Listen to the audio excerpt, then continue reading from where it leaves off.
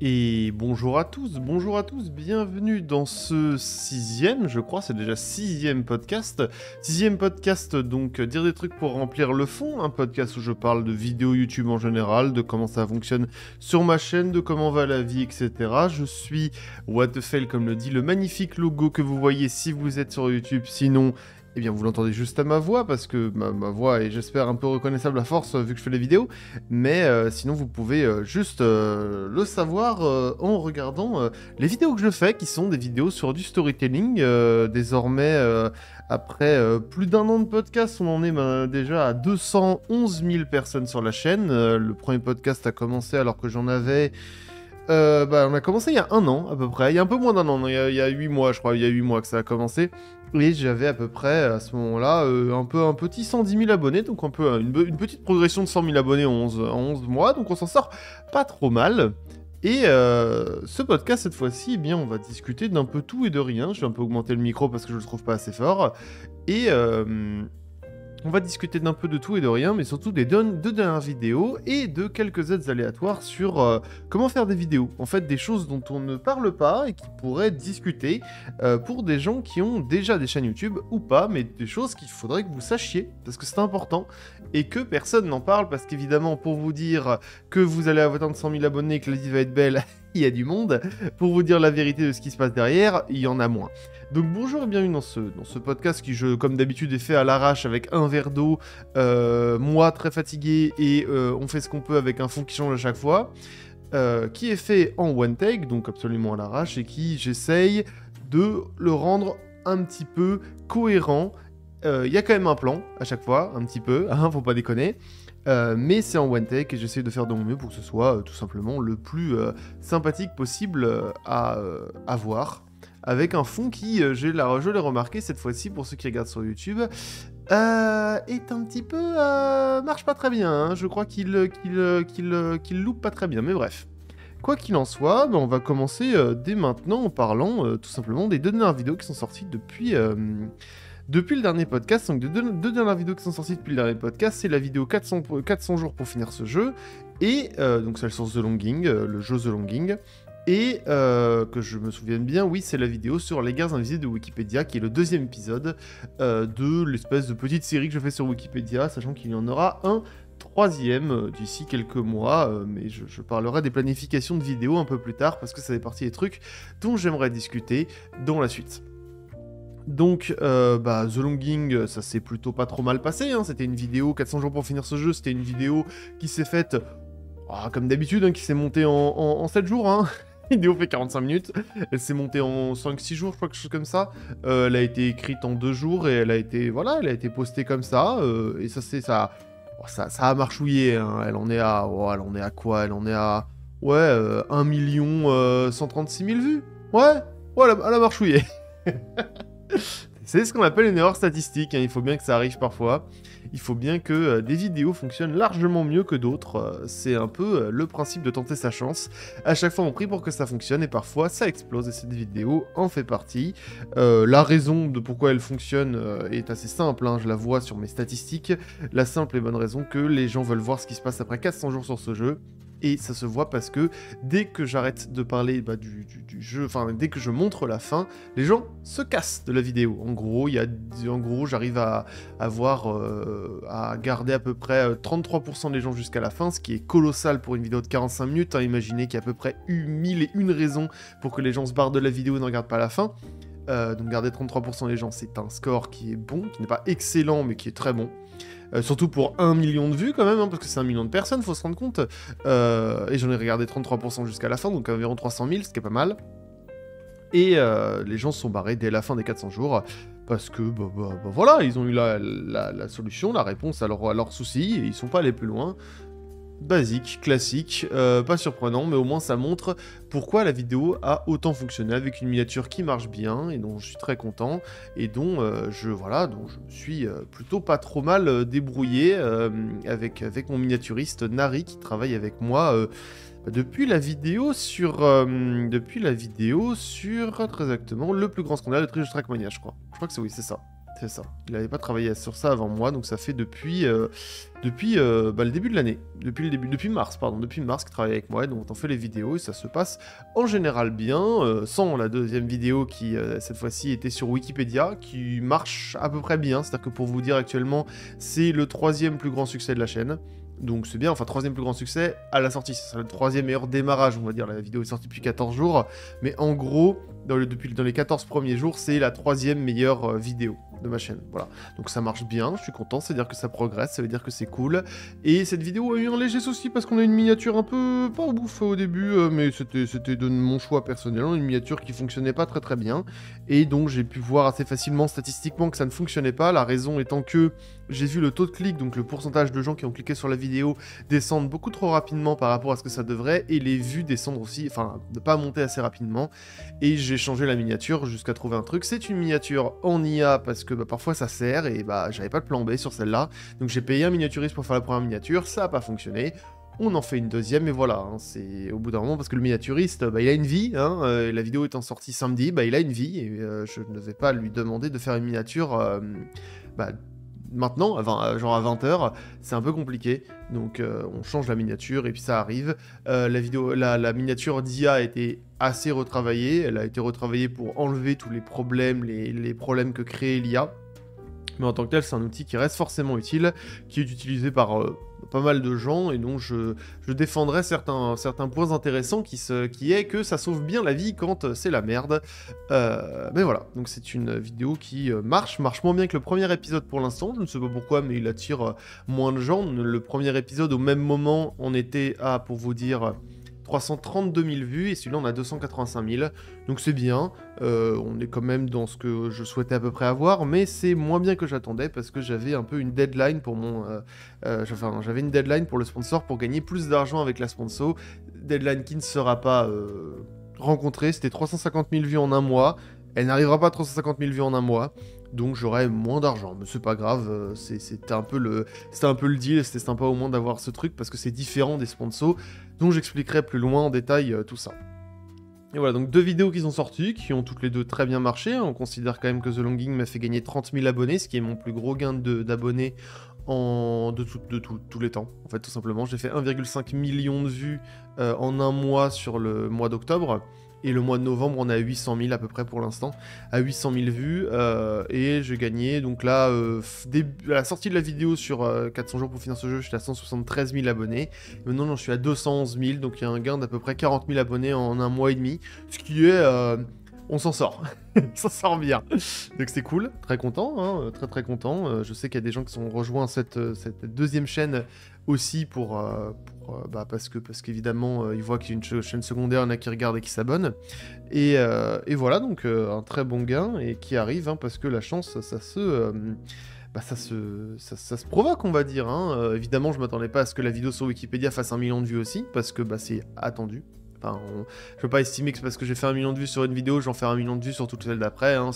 On considère ça comme une erreur statistique, comme une belle erreur statistique, dans le sens ça marche bien pour moi, je suis très heureux.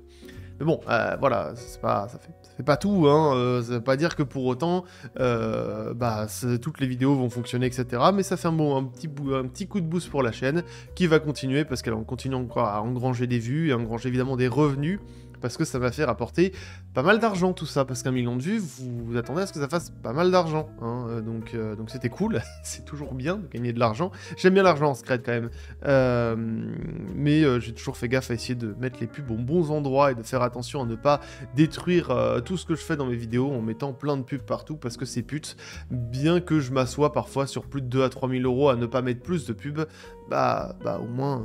vous avez une bonne vidéo quand même, c'est quand même un peu mieux pour tout le monde. C'est comme on dit, si j'étais assoiffé d'argent, je pourrais en gagner bien plus, mais c'est pas l'idée, c'est vraiment pas du tout l'idée avec ces vidéos. Et la deuxième vidéo sur Wikipédia, du coup, qui fonctionne bien, il y aura un 3e épisode, mais je pense que je pousserai pas plus loin s'il fonctionne moins bien que le 2e encore, alors qu'ils sont pas liés, le premier épisode de Wikipédia et le 2e sont pas liés, donc si le 3e ne fonctionne pas comme prévu, je give up, c'est bon, on a fait 3 épisodes, on a été cool, génial, trop bien. Mais ce qui est cool, c'est qu'au moins, j'ai cette idée-là, et j'en ai jusqu'à février. Donc jusqu'à février, j'ai des idées de vidéos, j'en avais pas. Après la vidéo de Wikipédia, je savais pas trop ce que j'allais faire. Et au final, j'ai eu 3 idées au passage, donc très cool, et je discuterai de comment choper des idées après, tout ça, machin. J'espère que vous suivez la chaîne, parce que je dis ça, mais j'ai l'impression d'envoyer, ça fait 10 minutes que j'envoie masse d'informations sur ma chaîne. J'espère que vous la suivez quand même, si vous la suivez pas, c'est peut-être un peu le bordel, mais au moins vous avez peut-être au moins un début d'idée de ce qui se passe, de ce qu'on dit, de machin, etc. Sur une chaîne, et une chaîne comme je fais, et ce qui se passe derrière. Donc Wikipédia a été une vidéo de 40 minutes, qui a été monté en 4 jours. Oui, il y a un jour où j'ai monté 13 minutes de cette vidéo, qui était une vidéo très particulière à monter, parce que Wikipédia, évidemment, c'est pas vraiment le sujet le plus fun à montrer, et c'était quasiment un truc fait uniquement, enfin une vidéo fait uniquement de screenshots. Il y a j'ai vu 450 screenshots, quelque chose comme ça. Et donc, voilà quoi. Sur cette vidéo, on se dit bon, elle marche bien, c'était extrêmement chiant à monter, j'ai détesté monter cette vidéo, elle était pas drôle du tout, sauf la partie, une des parties de la vidéo que ceux qui ont vu la vidéo sauront de quoi je parle, hein, c'est la partie la plus impressionnante de la vidéo et celle qui a le plus de montage. C'est vraiment ce passage-là qui m'a fait kiffer. Les autres, c'est pas vraiment très intéressant, mais la vidéo a été montée en 4 jours, à peu près à coup de 10-12 heures de travail par jour, pour arriver jusqu'à là. Et c'était sympa quand même, hein. La prochaine vidéo sortira le 8 décembre. J'ai pas encore écrit le script, on est le 24 novembre, ça va, ça va être encore chaud. Mais elle sera plus chill que celle-là, parce que celle-là, elle dure très longtemps. Et je pense que c'était une erreur de faire ça, parce qu'une vidéo sur Wikipédia de 40 minutes, ouais, c'est un peu long. C'est un peu long, et je pense que moi, j'aurais peut-être pas cliqué sur la vidéo, donc c'est pour ça qu'elle fait pas autant de vues que je le pensais.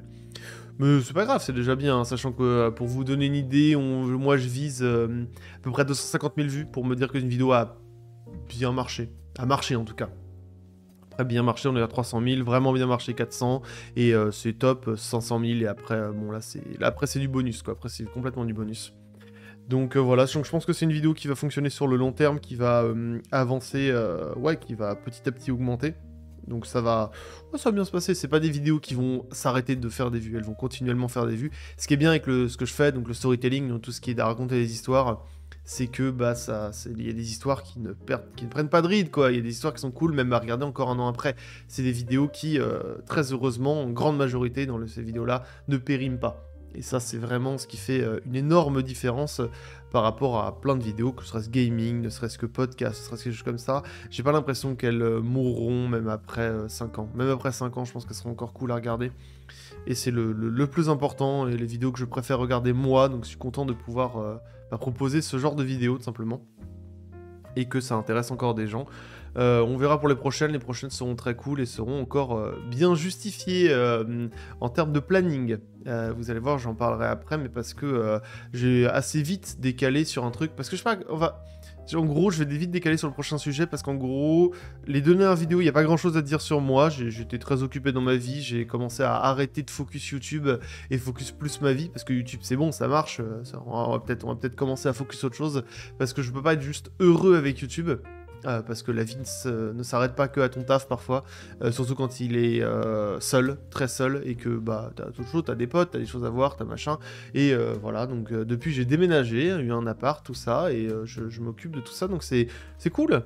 C'est des bons moments, hein, c'est des bons trucs, mais du coup j'ai enlevé un peu mon focus sur YouTube, donc j'ai moins de choses à dire sur les dernières vidéos, parce qu'elles étaient moins douloureuses psychologiquement, parce que les vidéos, au bout d'un moment, t'en peux plus, hein, genre c'est pas, j'y dis pas que c'est horrible machin, mais vous voyez ce que je veux dire, c'est pas forcément tout le temps la joie, hein, faire 35 minutes sur Wikipédia, tu screens des centaines et des centaines de pages, tu fais toujours les mêmes effets en boucle, c'est assez insupportable. Et The Longing, elle était cool parce que c'était une bonne expérience. Et j'ai kiffé monter cette vidéo. J'en ai même eu, entre guillemets, un peu trop rien à foutre. C'est-à-dire que en majorité, avant, je me rongeais les ongles à chaque vidéo en me disant est-ce que ça a fonctionné. Et celle-là, je t'en bon, m'en fous. J'étais vraiment, j'entends la vidéo en mode bon, les couilles. Pas que je m'en fous de la vidéo intrinsèquement, je m'en fous de l'impact qu'elle aura. Je m'en fous que ça fonctionne ou pas. Je sais que ça fonctionnera plutôt bien, après on verra quoi, je suis en mode bon voilà, on y va détendu parce qu'il n'y a pas de raison de stresser, stresser ne rend ma vie que plus triste et maussade, et ça n'a pas vraiment d'intérêt de la rendre plus triste maintenant que je sais que ça va quoi, ça fonctionne, je m'en sors bien, autant vivre un peu autre chose à côté, genre la vie n'est pas faite que YouTube, et YouTube est un bon grind, mais au bout d'un moment, c'est pas tout quoi, je fais pas partie de ceux gens qui sont passionnés, et leur vie c'est tout un truc, moi j'aime bien vivre d'autres trucs à côté, machin, faire ma vie quoi, tout simplement. Donc voilà, donc il n'y a pas tant de choses à dire que ça sur ces deux dernières vidéos. Il y en avait avant, mais celles-là, elles sont cool. Elles ont fait 40 minutes. Je pense que ce sera un petit peu moins longue. La prochaine sera moins longue. Celle d'après sera vraiment plus longue. Je pense qu'elle durera 1 heure, 1 h 20. Et celle d'après sera très particulière aussi. Donc celle d'encore après, donc au mois de février, sera encore particulière et durera peut-être un peu de temps, mais ce sera sympa. Bref. Quoi qu'il en soit, ça sera dans les... Pour vous donner l'idée, ce sera dans la veine de la valeur qu'a changé le jeu vidéo, qui est un peu ma branche vulgarisation scientifique et informatique de ma chaîne. Et voilà, donc tout ça, il y a une stratégie dont j'explique un peu plus tard, parce que, bah voilà, il n'y a pas grand-chose à dire, et je vais jump directement sur quelque chose qui m'embête un peu, parce que c'est quelque chose dont on parle assez peu, en fait. Il y a beaucoup de... Il y a des gens que je crois, que je croise dans mes DM ou quoi que ce soit, qui ont 5 000, 10 000, 20 000, 30 000, 50 000 abonnés parfois, et qui, voilà, se posent des questions sur ah, mais ça, comment on fait, ça, comment ça marche, etc., machin. Et bah, je pense que c'est intéressant d'en discuter, ne serait-ce que pour des gens qui seraient intéressés pour faire des vidéos, mais même tout court. Peut-être qu'il y a des gens, moi j'aime bien regarder... entendre parler des backrooms un peu. Je sais qu'avant de faire des vidéos ou même des trucs comme ça, bah, j'aimais bien regarder les making-of de certaines choses, comprendre comment ça fonctionne, etc. Donc peut-être que ce sera juste un sujet intéressant à creuser que vous ne connaissez pas, parce que ce que je vais raconter, sincèrement, beaucoup de gens ne connaissent pas, ne savent pas et n'en parlent pas. Et c'est dommage, parce que souvent on va essayer de vous vendre du rêve en train de vous dire ouais, les vidéos, faire de YouTube c'est trop cool, etc. Mais on ne parle pas des côtés plus techniques ou des côtés plus stratégiques, des côtés plus commerciaux, des côtés plus psychologiques, de gérer une vie, etc. Donc parce que YouTube, plus ça vient et moins on finit à réussir à avoir des centaines de milliers de personnes qui suivent en très peu de temps. Très peu de temps, je parle en quelques mois. C'est souvent un long marathon. Et il y a des choses dont les gens oublient, ou les gens ne savent pas, et les gens, c'est un peu dommage. Donc bon, on va discuter de ça, on va juste simplement discuter de ça. Ce sera probablement utile pour certaines personnes, et puis pour d'autres ce sera juste drôle à écouter. J'espère que ça le sera en tout cas, mais voilà, donc c'est des aides très aléatoires sur les vidéos, mais dont j'entends jamais parler, bien qu'il y en a certains qui pensent faire de l'aide pour les youtubeurs. Ils oublient qu'il y a ces choses-là qui sont vraiment importantes et qui ne le mettent pas, et qui préfèrent vendre du rêve plutôt que parler de choses comme ça. Oui, ça attaque ici. Je ne vise personne, mais j'y pense. J'y pense fort. Sachez-le. Bref. On va commencer par un truc qui m'intéresse, c'est des gens que j'ai croisés, qui me disent quand est-ce qu'il faut se lancer sur YouTube.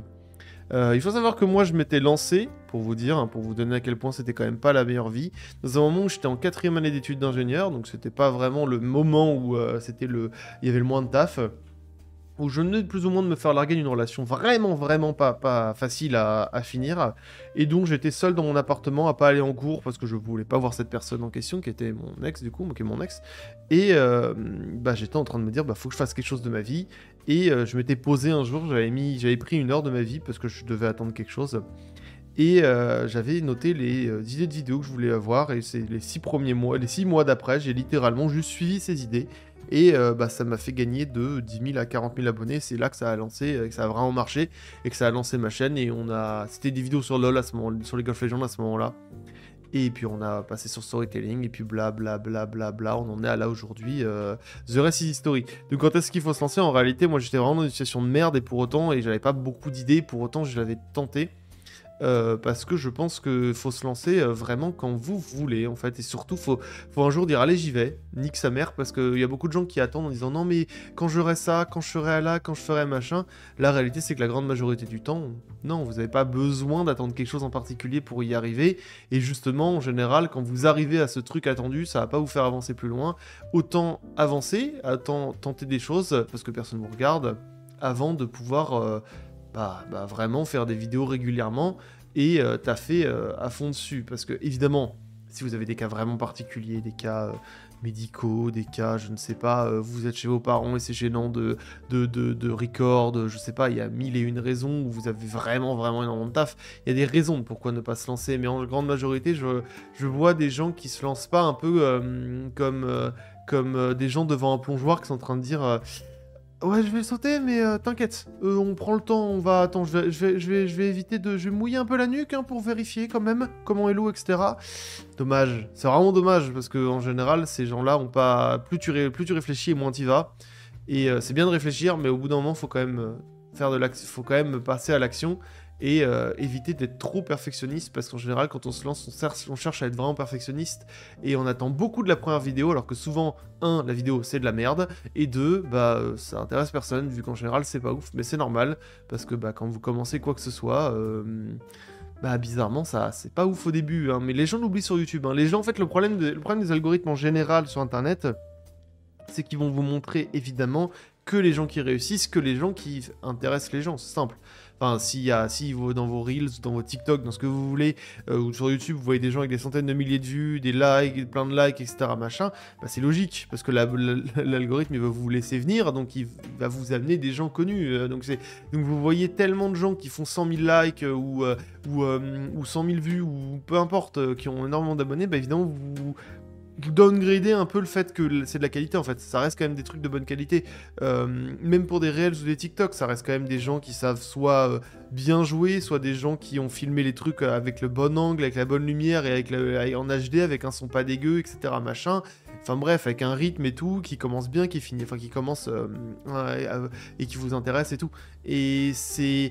Du coup, les gens réfléchissent en disant non mais faire des vidéos, c'est forcément... faut que ce soit parfait, etc., alors que ça prend du temps. Ça prend énormément de temps avant d'avoir vraiment des choses bien. Et même encore aujourd'hui, il y a des choses améliorables sur ce que je fais. Et au début, si vous avez vu mes toutes premières vidéos qui sont dans l'onglet playlist de la chaîne What the Fail, dans les revois tes bases ou dans les guides pour bien débuter, vous allez voir que c'était... Ouais, c'était là, quoi. Hein. On était là, hein. On était vivants, c'était bien. Hein. Donc la question de se lancer, moi je m'étais lancé alors que c'était... Enfin, j'avais déjà fait quelques vidéos, mais je m'étais vraiment lancé en me disant, bah Nick, j'ai vraiment pas grand chose à perdre. Et la première fois que je m'étais lancé, c'est littéralement parce que je m'ennuyais, que je voulais faire un guide sur mon champion que j'aimais bien, et puis j'ai bien kiffé, puis je me suis dit, oh, faudrait que je fasse plus de vidéos, je l'ai fait, en mode fuck it, de toute façon personne ne regardait. Parce que ça prend du temps avant de fonctionner, ça prend énormément de temps avant de fonctionner. J'ai probablement déjà dit dans ce podcast, mais je le redis. J'ai commencé les vidéos en 2018 et j'ai marché en 2022. J'ai marché en mai 2022. Donc septembre 2018 jusqu'à mai 2022, j'avais à peu près 1000 vues par mois, je gagnais 10 abonnés. Et encore 1000 vues par mois, c'était dans les mois, c'est la fête, hein. Mes vidéos faisaient 100 vues à peu près. Donc c'est basique, hein. Vraiment, c'est basique d'avoir des choses qui fonctionnent pas dès le début. Et les gens sont très impatients. Même quand ils se lancent, ils disent « Oh, faut que ce soit perfectionniste », ils s'attendent à... Et ils sont un peu fiers de leur vidéo, ou en tout cas, ils ont énormément travaillé dessus, parce qu'évidemment, il faut apprendre les logiciels, etc. Donc tout prend beaucoup plus de temps. Et au moment où ils lancent leur vidéo, ils sont en what the fuck, ça marche pas. Bah oui, statistiquement, t'avais 90% de chances que ça fonctionne pas en fait. Parce que bah, t'es pas un génie des vidéos, hein, comme tout le monde, t'es pas un génie de certaines choses, et bah voilà. Et faut pas prendre des exemples type oui, mais lui il a lancé sa première vidéo, il a fonctionné, oui, mais machin. Déjà, vous savez pas s'il y avait d'autres chaînes avant, parce que la grande majorité des gens, il y avait d'autres chaînes avant. Et deux, il y en a peu. C'est très très rare d'avoir des gens qui, dès la première vidéo, se font des trucs de fou, hein, genre vraiment. Et en plus, sans aucune formation. Parce qu'il y en a qui se forment aussi avant. Donc évidemment, c'est pas la même chose, quoi. C'est pas juste partir du début, genre du vraiment tout début. Donc se lancer et ne pas être perfectionniste, c'est important. Il faut vraiment se lancer, faire son truc, et de toute façon, personne ne vous regarde et ça ira bien. Mais voilà, et au début... Parce que je l'entends ça, et ça m'énerve d'en entendre, parce que vraiment, c'est vraiment un argument de con, genre... allez pas copier sur les autres. Vous pouvez vous inspirer de gens que vous aimez. Sincèrement, vous pouvez, c'est pas grave. Vous voyez, vous pouvez très bien vous dire « Oh, j'aime bien sa manière de faire ça, je vais le faire. » Vous pouvez vous inspirer, mais vous pouvez pas copier. Copier, c'est stupide. Copier, c'est... Et même des gens en mode « Ouais, copier j'ai vu ça, et ça m'énerve, mais copier les Américains ou quoi que ce soit. » Non. Ne copiez pas les Américains. Enfin, évitez. C'est quand même mieux, hein.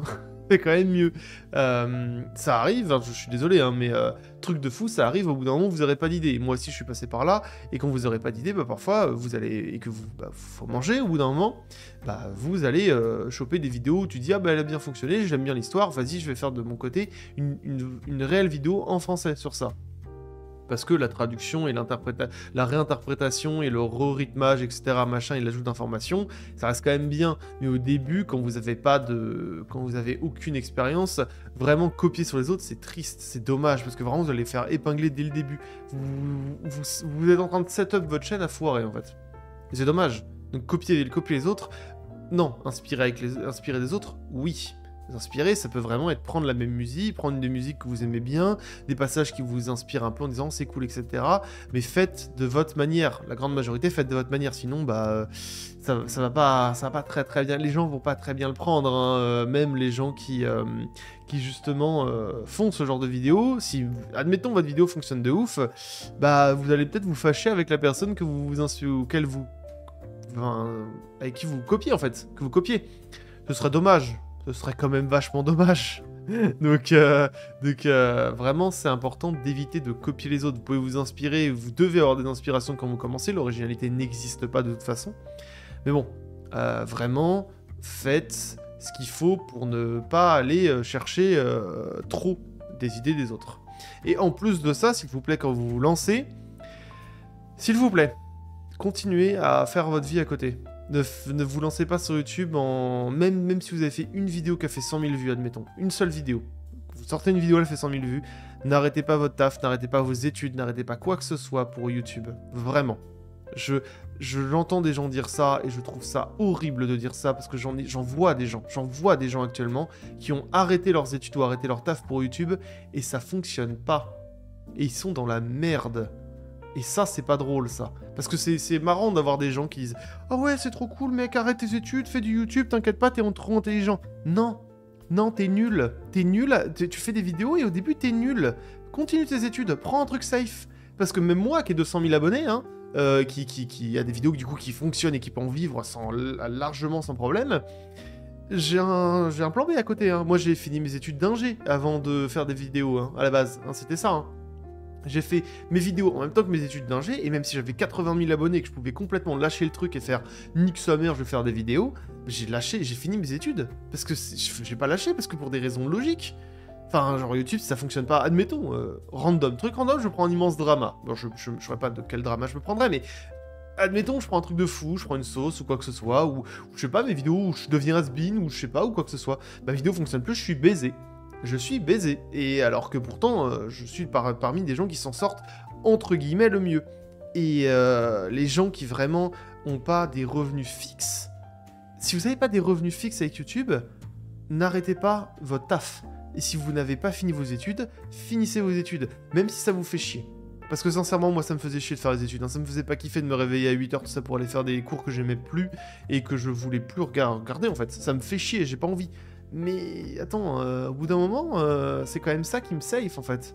Et les études, c'est vraiment important. Il y a vraiment une différence entre des gens qui ont fait des études et qui font des vidéos et des gens qui n'ont pas fait d'études et qui font des vidéos. Parce que, peu importe que vous pouvez en croire, les études donnent une certaine forme de méthodologie. Vous avez travaillé sur des choses parfois très complexes, ou parfois en groupe même, et vous avez quelques bases dans certaines choses. Moi, il y a une raison aussi pourquoi ce que je fais fonctionne aussi, c'est parce que j'ai une méthodologie de comment fonctionner. J'ai déjà résolu des problèmes plus difficiles et plus complexes, donc évidemment, aller vulgariser des choses plus simples, c'est beaucoup plus évident. Genre, quand j'ai fait des choses plus complexes, c'est normal que vulgariser les choses en dessous, ça va. Et même, c'est juste, j'ai connu comment taffer comme un enculé pour s'en sortir. Donc du coup, YouTube, parfois, ça demande de taffer comme un fou. Ça va, franchement, et je sais mes limites. Je sais comment arrêter, comment reprendre, machin, etc. Et en plus, j'ai un background d'études qui est quand même existant. C'est-à-dire que je peux faire des vidéos en informatique sans aucun souci. J'ai pas peur. C'est littéralement mon domaine. Je peux faire des vidéos en info, en maths, en physique, en électronique, et des choses comme ça, en algorithmique et tout. Je peux faire ça, parce que j'ai pas peur. Parce que je peux gérer ça. Mais même en plus, certaines choses me coûtent beaucoup moins cher. Parce que parfois je me dis, ouais, mais ce serait important de pouvoir coder dans ce truc-là, pouvoir faire ce truc-là. Trop cool, je peux le faire. J'ai littéralement la capacité de faire ça. Il y a des vidéos qui ont coûté 0 alors qu'elles m'auraient coûté 2000, 3000 euros à faire, entre parenthèses, la valeur qu'a changé le jeu vidéo, parce que j'ai fait des études. Alors certes, les études m'ont coûté cher, faut pas dire, mais bon, elles sont worse quand même, c'est worse de faire ça. Et ça me laisse un plan B.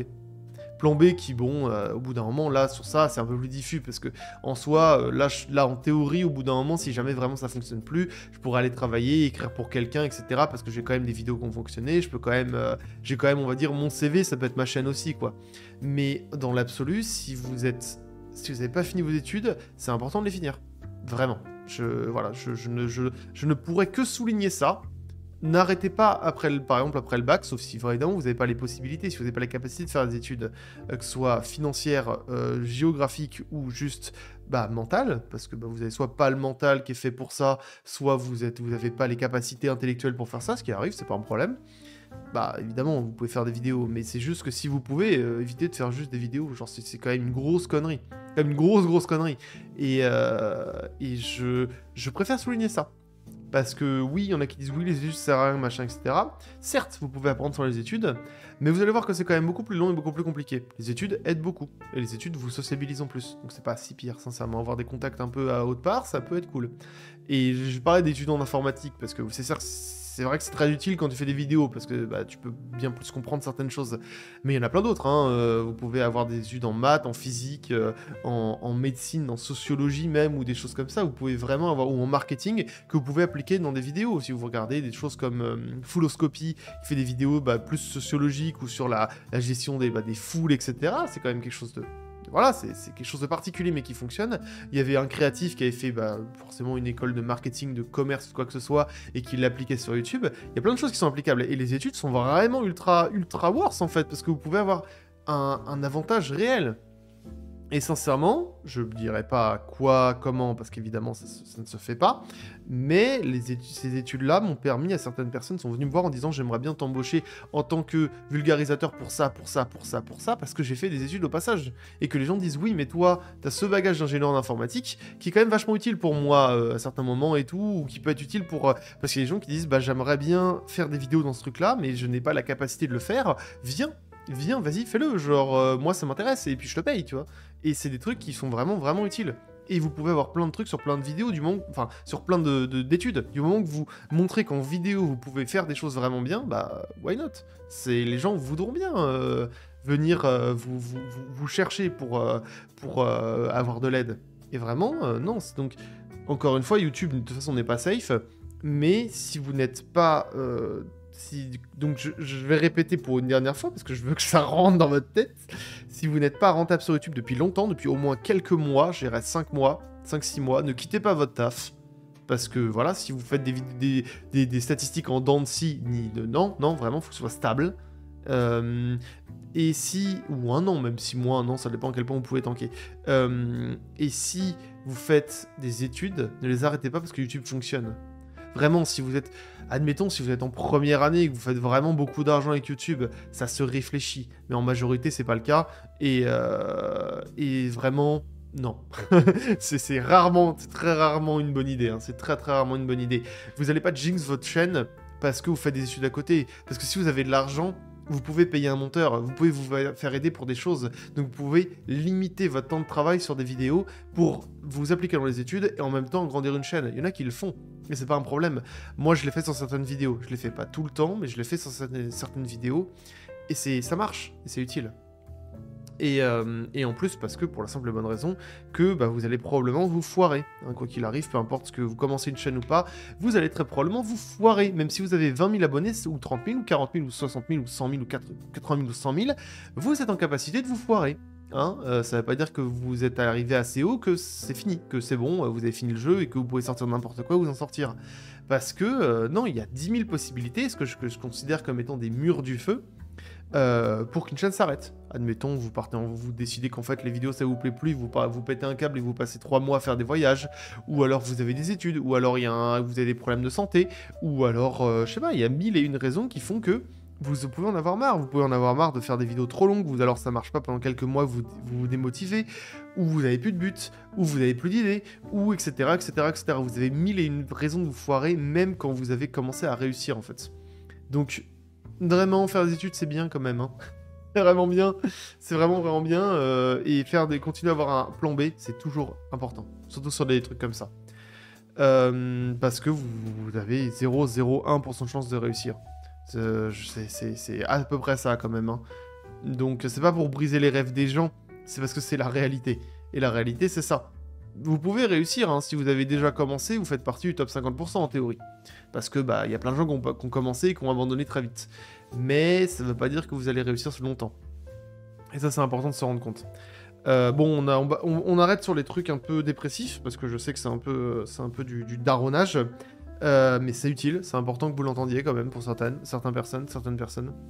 Et j'aimerais parler d'un truc qui est un peu important. Parce que c'est cool des backrooms pour les gens qui veulent le savoir et des gens qui aussi font des vidéos. Je vais parler de thunes, je vais parler de sponsorisation. Parce que les sponsorisations, c'est cool. Et puis, bah, c'est un truc comme ça, si jamais vous n'avez pas abandonné le podcast jusqu'à là, bah, au moins vous aurez ça. Et ça, c'est bien. Les sponsorisations, c'est quelque chose qui arrive relativement tard. C'est-à-dire que en général, les premières demandes de sponsor que j'ai eues, c'était quand j'avais 30 000 abonnés et que je faisais 50 000 vues. On peut en avoir avant, mais c'est assez rare. Et les premières demandes de sponsorisation, c'est à peu près là. Comment ça fonctionne, des sponsorisations? C'est simple, en général, vous avez deux manières de faire. Soit vous avez des marques qui viennent vous contacter, ou alors vous allez les contacter, mais j'enlève ce scénario-là parce que je le fais pas. Du coup, il y a des marques qui vont vous contacter, souvent par mail, très souvent par mail, pour vous dire ouais, salut, on a ce truc-là qu'on aimerait vendre, j'aimerais que tu fasses ceci comme truc. Donc, je sais pas, par exemple, il y en a qui disent une vidéo dédiée. Donc, une vidéo dédiée, c'est toute votre vidéo fait ça, fait la sponsor, ce qui est une très mauvaise idée, extrêmement mauvaise idée. C'est jamais une bonne idée en fait, quasiment, parce que ça multiplie pas vraiment vos revenus. Les gens détestent ça, même moi je détesterais ça, donc franchement le faites pas. Et les sponsorisations de type basique, cette vidéo est sponsorisée par blablabla pendant 90 secondes, 60 secondes à 120 secondes, et puis hop, c'est bon, vous avez fait votre taf et après vous faites votre vidéo. Donc ces marques vont vous contacter, et si c'est des marques sérieuses, bah vous allez avancer pour d'autres choses. Mais je vais quand même bifurquer sur un truc avant de parler de ça, parce que là on parle dans le scénario où ça se passe bien. Il faut savoir que l'immense majorité des mails qu'on reçoit, c'est du scam. C'est simple, hein. Vraiment, je pense que sur 100 mails, il y en a 7 qui sont véridiques. Vraiment, je troll pas à quel point, même en général, quand vous avez entre 10 000 et 50 000 abonnés et que vous commencez à faire des vues, la quantité colossale de scams, c'est gigantesque. Parce que une marque sérieuse va faire un truc basique, c'est « Bonjour, on aimerait faire une sponsorisation avec vous, voilà ce qu'on aimerait à peu près de vous, voilà ce qu'on fait comme produit. » C'est marre, c'est tout, c'est fini. Après, vous discutez entre vous. Mais il y a des fausses sponsorisations qui vont faire « Yo, on est cette marque, on machin, etc. On va faire ce placement de produit et ça vaut et on vous donne 1000 €. » Aucune, je répète bien, aucune sponsorisation n'ira vous donner de l'argent, vous donnerez un budget sur un mail. Ça n'arrive jamais. Mais vraiment jamais. Genre, quand je dis jamais, ça n'arrive vraiment jamais. Enfin, en tout cas, j'ai jamais vu ça de quelque chose de sérieux. Peut-être que ça existe, mais vraiment, c'est très très très rare. Les gens ne vont pas vous dire, voilà, on veut cet argent. Non, ça se négocie. Vous allez voir que tout se négocie, mais on en reparlera. Et les sponsorisations, du coup, c'est vraiment des gens qui vont venir par mail, et voilà. Vous pouvez faire ça comme ça, vous pouvez aller démarcher les marques, mais ça, c'est pas mon truc, donc je sais pas comment faire, et je m'en fous. Mais vraiment, je souligne pas à quel point il y a énormément de scams, parce que, évidemment, votre chaîne vaut de l'argent en tant que tel, parce que si vous avez des sponsors, c'est que vous avez 10, 20 000, 30 000 abonnés, que vous faites pas mal de vues, et les gens adoreraient avoir votre chaîne pour soit la revendre, soit mettre de la merde dessus. Donc en général, ils adoreraient pouvoir vous envoyer des fichiers en disant « Hey, tiens, c'est le PDF qui te résume toute la sponsorisation. » Et hop, tu prends ton malware dans ta gueule, et hop, oh, bah, ta chaîne elle a disparu, what the fuck, bah, elle est à moi. Voilà, vous avez après l'idée.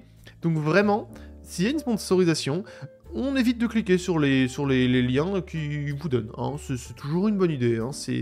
Voilà, si vous n'avez pas quelqu'un de sérieux, le faites pas. Et pour quelqu'un de sérieux, en général, vous essayez de checker si cette personne existe dans la société, et sinon, vous allez demander à quelqu'un de la société si cette personne existe, vous allez chercher sur LinkedIn, partout. La personne doit être trouvable. Si la personne n'est pas trouvable, c'est pas normal. Et à partir de là, quand vous avez quelqu'un d'à peu près sérieux, arrive le magnifique moment de la négociation. Mais j'en reparlerai avant avant de passer à un autre scénario, qui est le scénario, vous avez une agence. Il y a des gens qui adorent, qui aimeraient bien faire des sponsors pour vous et qui ont un énorme comment on appelle ça? Pas un agenda, mais je sais plus comment on dit, mais une liste de contacts qui peuvent vous proposer. En vous disant ouais voilà j'ai cette liste de je veux bien devenir ton agent et comme ça je me permets de pouvoir chercher les sponsorisations pour toi et je prends un pourcentage dessus. Pour vous dire, en moyenne, les agences prennent entre 15 et 20% de la sponsor. Si elle prend tous vos revenus, c'est de la merde. Dites-le d'aller se faire foutre, parce que ça va, genre si vous faites pas de sponsor, elle va vous prendre vos revenus sur vos vidéos alors qu'elle a pas taffé. Non. Soyons sérieux, c'est 15 à 20% des sponsorisations, pas de tous vos revenus. Parce qu'il y en a qui font ça, je trouve que c'est de la merde, et je trouve que vraiment, vous avez pas de race de faire ça. Mais si vous avez une agence qui, du coup, propose ça, vous pouvez très bien travailler avec un agent qui, lui, a une liste de contacts qui sont des contacts évidemment sérieux, parce qu'on espère ça, et qui vous proposera des sponsorisations et fera toute la négociation derrière. Voilà, il vous représentera pour négocier les choses. C'est déjà beaucoup plus safe, parce qu'en général, ces personnes savent ce qu'elles font. Ces personnes sont déjà connues un peu dans le domaine, parfois, si vous avez des gens qui vraiment sont des agences depuis un peu de temps. Et puis, elle peut vous négocier des choses meilleures, ou des contrats meilleurs, ou des choses comme ça. Donc, c'est cool. Et c'est toujours quelque chose à faire. Hein. Moi, je préfère les agences. Mais après, voilà, c'est toujours quelque chose à faire de négocier et de gagner le maximum sur une sponsor sans non plus défoncer la sponsor, c'est pas l'idée quand même. Défoncer, enfin, les gens, la marque qui fait les sponsors en mettant des prix exorbitants, c'est pas l'idée. Donc voilà, donc dans les deux cas, vous avez ces deux possibilités-là. Moi, je suis team agence, c'est plus simple. On m'emmerde pas, on me dit bonjour, tu veux une sponsor pour cette vidéo? Ouais, j'aimerais bien. Ok, je vais te la chercher. Bonjour. Quelques jours plus tard, bonjour. Ah, génial, j'ai trouvé une sponsor. Oh, trop bien. C'est quoi? Et hop, elle fait la négociation, terminado. Moi, j'ai ma sponsor, ils prennent leur pourcentage et ils se goûtent. Du moment qu'ils font un bon travail avec des bonnes sponsorisations et que moi, j'ai mon cut à la fin qui me paraît convenable, y a pas de souci. Et donc ces agences, je trouve que c'est le meilleur choix pour éviter de passer son temps à démarcher, à envoyer des mails, à négocier, tout ça, c'est chiant, c'est pas forcément évident, vous pouvez vous faire scam, moi ça m'emmerde. Mais bon, voilà, c'est les agences, avant c'était des enculés en 2015, maintenant je trouve que c'est quand même un peu mieux, on se fout moins de votre gueule, et c'est quand même plus sympa. Alors, du coup, quoi qu'il en soit, admettons que vous avez réussi à faire à ce que la marque et vous ayez pris contact, que ce soit avec une agence ou pas. Déjà, sachez que, évidemment, ils vous rémunèrent. Et cette rémunération, il y a deux manières de faire. Soit vous avez une rémunération par CPM, soit vous avez un flat, donc un taux fixe. En gros, un CPM, c'est en gros, si tu fais 1000 vues, je te donne tant d'argent. Donc voilà, c'est des trucs, si vous faites 20 000, si vous faites X milliers de vues, je vous donne X fois cet argent-là, et c'est un machin. Et vous avez un fixe qui est tout simplement, bonjour, j'aimerais, on va dire, acheter une sponsorisation, enfin un passage de votre vidéo pour que vous puissiez sponsoriser, d'accord, ça fera tant. Voilà, c'est plus ou moins ça. L'avantage avec le coût par 1000 vues, donc le CPM, ce qu'on appelle, donc la première option, c'est que si votre vidéo fait un max de buzz, vous gagnez plus d'argent. Mais en général, les marques, et c'est pour ça que c'est pas très worth, c'est pour ça que je suis pas très fan de ça, les marques mettent une limite. Genre, on vous donne tant d'argent jusqu'à 250 000 vues, ou 100 000 vues, ou 50 000 vues. Après, non. Ils ont un budget quand même. Si vous faites 2 millions de vues, ça va un peu leur crever leur portefeuille. Je préfère le fixe, parce que le fixe, tu dis, ce sera tant, et si tu flops ou pas, de toute façon, tu auras ton argent. Donc c'est pas, voilà, je préfère, c'est plus basique, et on t'emmerde moins, voilà. Et le CPN, du coup, la première option, c'est un truc où vraiment, ça se finit au bout de 30 jours en général, au bout d'un mois. C'est-à-dire que les vues qui seront après n'augmenteront pas le truc. Donc déjà, ce sera plafonné, et en plus, il y aura une fin, une date de fin. Donc admettons que votre vidéo, elle fasse 10 000 vues le premier mois, et dans ce coup, elle fonctionne de fou, elle en fait 200 000 le deuxième mois, vous êtes baisé. Donc, bon, c'est pas mon délire, mais chacun préfère son truc. Moi, je préfère un fixe, qui du coup, c'est, voilà, tant d'argent pour ça. Pour vous donner une idée de combien il faut, c'est en général entre 20 et 30 euros les 1000 vues. C'est à peu près ça. C'est une sponsor, c'est ça. Donc en gros, bah, vous pouvez faire très vite le calcul pour savoir combien moi je gagne sur une sponsor, combien, bah, je vais prendre les gens que je connais, mais parce que les gens de mon domaine, mais combien Combo gagne, combien Ego gagne, combien The Great Review gagne, machin, etc. par rapport à leur vue. Et en général, quand c'est un fixe comme ça, enfin, quand on demande un taux fixe, c'est par rapport à la moyenne de vues qu'on fait. Par exemple, moi je me vends pour 250 000 vues actuellement parce que bah, je sécurise 250 000 vues pour chaque vidéo. Donc voilà. Donc bah, voilà, vous faites 20 fois 250 et vous avez à peu près l'idée. Même si c'est un peu plus que ça en général. Mais bref. Quoi qu'il en soit, c'est l'idée de comment une sponsorisation fonctionne. Donc c'est entre 20 et 30 euros. Ça peut être 15 euros les 1000 vues. Mais en dessous, vous faites baiser. Hein. Genre vraiment, vous faites largement baiser. Hein. C'est vraiment... N'oubliez pas que les marques, certes, elles sont sympas, certes, elles sont impressionnantes, mais faut pas qu'elles vous baisent hein, aussi au bout d'un moment. C'est 20-30 euros les 1000 vues, sachez ce que vous valez. Hein. Si vous acceptez, je sais pas, pour 100 000 vues, vous acceptez 500 euros, non, vous faites baiser. Faut dire là, faut expliquer que non, hein, genre c'est pas possible. Et donc tout est négociable. Il faut se rendre compte que tout est négociable avec une sponsorisation et c'est largement pas rare de négocier. Tu peux dire oui, mais moi en fait, ma sponsorisation, je veux qu'elle fasse moins d'une minute 30.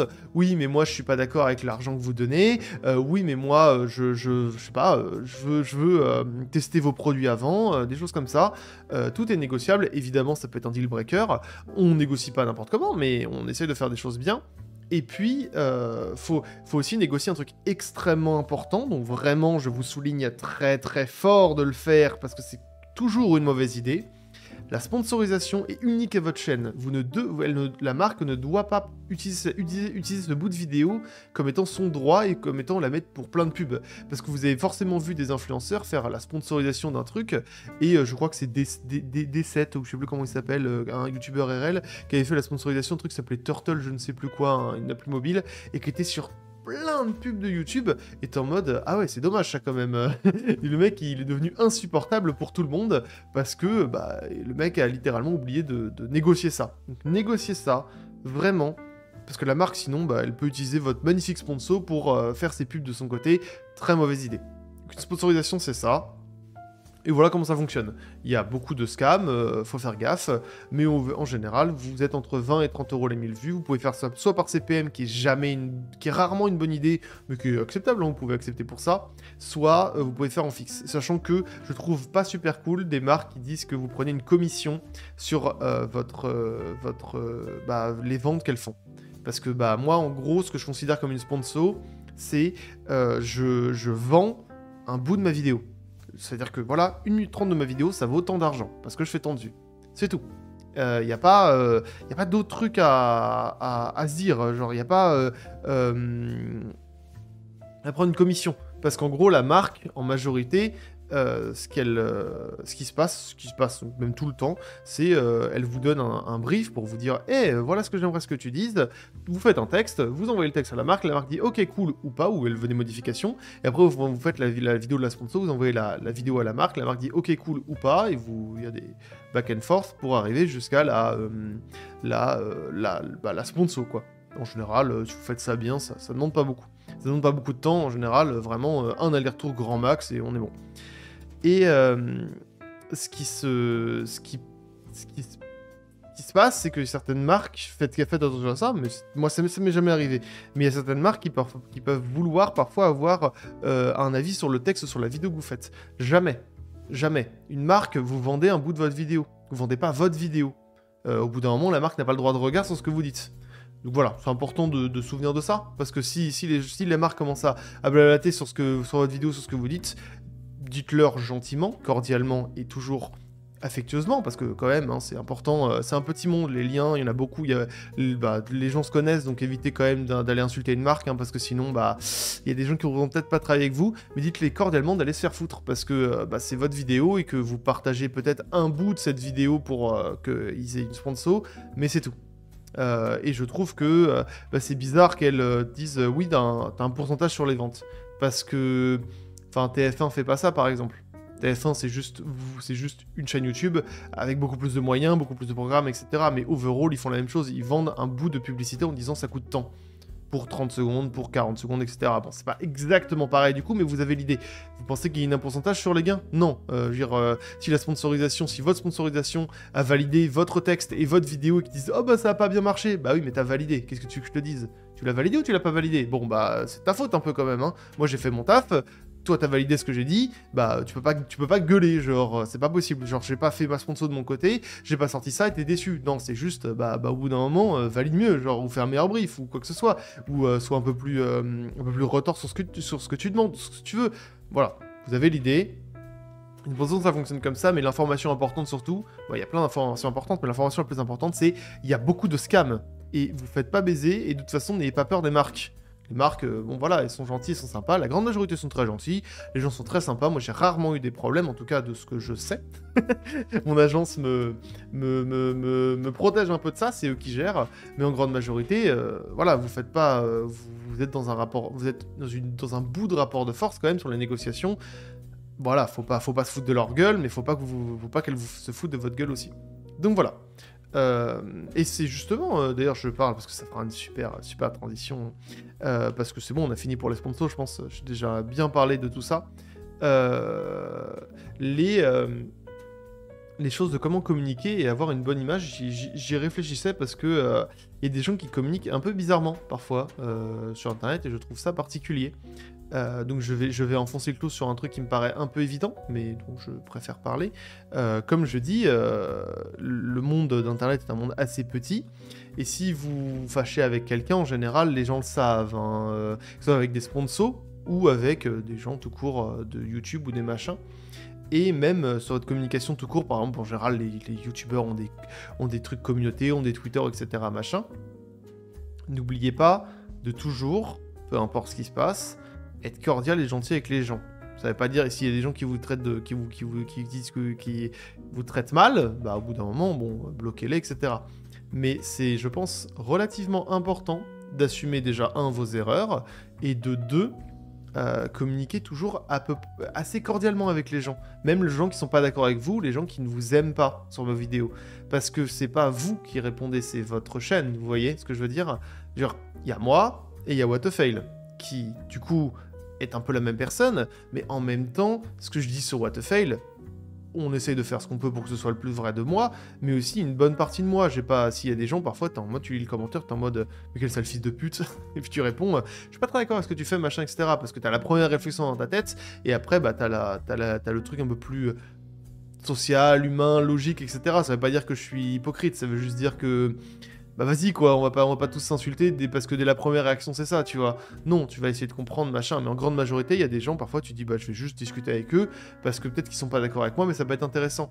Et de toute façon, avoir une bonne image ou une bonne communication, c'est important. Ne serait-ce que, bah, sur Twitter, allez pas dire n'importe quoi tout le temps, allez pas juste vous parler d'avis ultra politiques ou des choses comme ça. Vous pouvez très bien le faire si ça vous intéresse. C'est juste que j'ai jamais rencontré pourquoi les célébrités ou les gens qui sont connus pensent que leur avis politique a un intérêt. En grande majorité, les gens connus, des gens qui le sont parce qu'ils ont fait des choses bien dans des domaines ou qui sont importants dans les domaines. Soit, moi je sais pas, j'aurais une certaine légitimité à parler de jeux vidéo parce que bah, les gens me suivent pour ça. Et encore, même pas vraiment, parce que c'est pas parce que les gens me suivent que ça veut dire que ce que je dis est mieux ou vrai. Ça veut dire que les gens sont plus d'accord avec moi. Enfin, je sais pas, vous voyez, mais même ça, c'est bizarre. Mais dans l'idée, au moins ça, tu peux dire, il y a un demi-argument. Bon, c'est un argument d'autorité, mais il y a un demi-argument quand même. Alors que si vous allez partir dans les politiques, dans les choses religieuses, dans les choses machin, qui a rien à voir, bah déjà, vous allez split les gens, ce que j'ai jamais une bonne idée. Et en plus, bah, qu'est-ce que vous pensez? Genre, on s'en bat les couilles de votre avis. Depuis quand votre avis est intéressant? Enfin, je compte ça aussi pour moi, hein. Genre, j'ai pas donné d'avis politique. On s'en bat les couilles de mon avis. Genre, moi je fais des vidéos à la base, hein. C'est surtout ça, hein. Genre, y a aucun intérêt à donner des avis. Et j'en vois certaines personnes qui, en général, plus jeunes, mais je n'ai que 24 ans, hein, mais plus jeunes, j'ai 16, 17, 18 ans, qui auront une communication un peu rentre-dedans avec les gens sur Twitter ou dans leur chaîne ou des choses comme ça. Le faites pas. Soyez intelligents. En général, les gens sur YouTube, même encore plus les gens sur YouTube, mais quand il y a des gens qui sont pas d'accord avec vous, parfois ils sont un peu méchants. Et puis ça m'arrive très régulièrement. Je vais leur répondre en leur disant, bah ouais, je comprends, moi j'ai plus vu ça comme ça, moi ma vidéo je l'ai plutôt fait comme ça, je pensais plutôt faire un truc comme ça, je suis désolé si t'as mal compris ce que je voulais dire. Et puis, bah, il y a des gens qui sont en mode: «Ah OK, je comprends, bah, bon courage pour la suite, t'inquiète pas, mais très sympa d'avoir répondu». Et voilà, vous avez quelqu'un qui vous apprécie et même s'il est pas d'accord avec vous, bah, au moins vous avez eu une discussion logique et rationnelle avec quelqu'un. Si vous êtes, bah, PTDR ta gueule et dégage, génial quoi, genre, c'est bizarre l'ambiance un peu. Et c'est un peu le truc, moi, enfin, faut pas trop prendre à cœur certaines choses. Et justement, sur Twitter, il y a pas mal de gens, il y a pas mal de, enfin, quelques personnes qui s'offusquent de la mode storytelling. Et moi, ça me fait plus marrer qu'autre chose. Il y en a certains qui le prennent extrêmement mal, mais sincèrement, les gens vous ont rien fait de mal. Et en majorité, ils se rendent pas compte qu'ils visent des êtres humains. Ouais, comme par exemple, là en question, c'est qui m'a fait réagir, c'était des gens qui disaient putain, les titres storytelling c'est toujours un peu la même chose, les miniatures aussi, c'est de la méta, si je voulais fonctionner je ferais ça. Et moi je trouvais ça plus rigolo qu'autre chose parce que en fait c'est des gens qui ont pas au focus vous, ils oublient qu'il y a un être humain derrière, et puis dès que l'être humain va commencer à réagir, il va être en mode ah oui désolé pardon je voulais pas que tu te sentes comme ça non plus. En majorité il y a des connards, hein. Et puis sincèrement même dans les vidéos, dans les commentaires il y a des connards et parfois je les supprime, et même c'est assez régulier, mais je les supprime et je vais pas les insulter. Ça n'a aucun intérêt de faire ça. En général, vous allez juste possiblement créer une sauce et vous allez pas vous rendre stylé à faire ça. Et c'est important d'avoir une bonne communication, une bonne image, ne serait-ce que ça, parce que ça peut vous retomber dessus, et ne serait-ce que tout court, c'est mieux quand même. Soyez gentil, c'est mieux sur Internet. Parce que je parle du fait que, oui, voilà, une bonne communication, ça paraît être ultra hypocrite et ultra calculé, mais ne serait-ce qu'un truc, c'est juste vous faites des vidéos bien, vous vous emmerdez à travailler sur des bonnes vidéos, essayez juste d'être gentil avec les gens, c'est une base, mais faut pas être trop impulsif sur les gens. Si vous emmerdez, bloquez-les, supprimez-les, mais vous insultez pas, vous allez pas, ça sert à rien, et vous allez plus vous foutre dans la sauce vous que la personne là, parce elle a mille et une raisons, soit en se positionnant comme victime, soit vous prenez une sauce parce que elle avait raison et que vous êtes parti un peu trop vite dans vos mots, quoi que ce soit. Vraiment. Ayez une bonne image, et allez pas commencer à faire des choses qui divisent les gens. C'est pas une bonne idée. C'est rarement une bonne idée même, parce que vous pouvez personnellement avoir cette idée en mode oui mais tous les autres de l'autre côté sont des connards, mais il y en a certains qui vous suivent déjà, ne serait-ce que ça, et il y en a la plupart qui sont pas des connards en fait, hein. Je sais que voilà, mais les idées souvent déshumanisent les gens qui sont derrière, ne serait-ce que l'idée que je disais en question, le storytelling, le fait que blablabla, c'est tous les mêmes, etc. machin, mais la réalité c'est que dès que les êtres humains derrière vont dire bah ouais mais c'est pas sympa, moi je taffe beaucoup sur mes vidéos, ça calme un peu le débat tout de suite, la personne va être en mode ah ouais, bah pardon, désolé, etc. Bon, moi, je suis plus de style à jouer dans ça, parce que ça me fait rire. Moi, les gens qui se marrent du storytelling, moi aussi, je suis d'accord avec eux. Donc, en réalité, ça m'emmerde pas. Là, qui disent, ouais, mais vas-y, c'est quoi cette méta? Les gens font la même chose, etc. Et puis, c'est toujours les gens auxquels on peut, je pense, apprendre le plus. Parce que, pour reprendre l'exemple en question, quelqu'un qui dit oh les vidéos si je voulais fonctionner je ferais ces titres là, et ils prend des titres ultra parodiques de storytelling, etc. machin. Tu peux dire mais quel enculé, vas-y, moi je fais mes vidéos et qu'elles sont quand même bien travaillées, toi t'es plein de haine. Et tu peux alors te dire ouais mais en vrai c'est un sous-texte intéressant, c'est-à-dire que c'est pas parce que les titres sont mauvais, c'est parce que il y a des titres pompeux sur des vidéos qui sont nuls après. C'est plus ça le problème, c'est que les vidéos à l'intérieur sont nulles. Si toutes les vidéos avaient des titres de fou, genre avaient des titres en mode tu sais, le millionnaire qui a réussi machin, et que la vidéo à l'intérieur était folle, elle est trop bien, l'histoire est trop cool, personne ne gueulerait. Sauf que là, bah ils gueulent parce qu'il y a certains qui abusent de ça. Ils disent vas-y, ça fait chier, genre arrêtez de faire ça, se casse les couilles. Ils le disent à leur manière. Certes un peu dur, mais ils le disent à leur manière, et c'est important de s'en rendre compte. Et puis aussi, les gars, genre en général, si vous construisez une chaîne, parce que là je parle plus à des gens qui ont 10, 20, 30 000 abonnés ou plus, mais si vous construisez une chaîne, merde, genre c'est pas une personne, un mec comme ça aléatoire qui poste son commentaire sur internet qui va vous tuer. Enfin, soyez d'accord, merde, je sais pas, vous valez mieux que ça, enfin on s'en fout, vous êtes en train de construire votre vie, arrêtez, vous arrêtez pas sur chaque connard qui veut dire quelque chose de mal, enfin, soyez sérieux un petit peu, soyons sérieux un petit peu. Et voilà. Quoi qu'il en soit, c'était l'idée, le truc que j'avais, parce que je vois certaines personnes du domaine storytelling, mais aussi d'autres, qui ont une communication de merde, tout simplement, et qui étalent un peu trop des choses violentes ou quoi que ce soit, et tu te dis, mais c'est pas très intelligent, ne serait-ce que pour toi, tu peux te faire épingler, même 5 ans plus tard.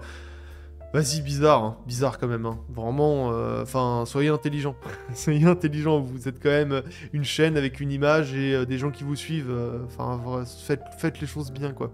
Bref, quoi qu'il en soit, on va continuer sur d'autres choses qui sont complètement autre chose. Hein. Comme je vous dis, c'est en vrac. Hein. On est déjà à plus de 58 minutes, putain. Je pensais qu'il allait durer 30 minutes, mais au final, il y a beaucoup de choses à dire.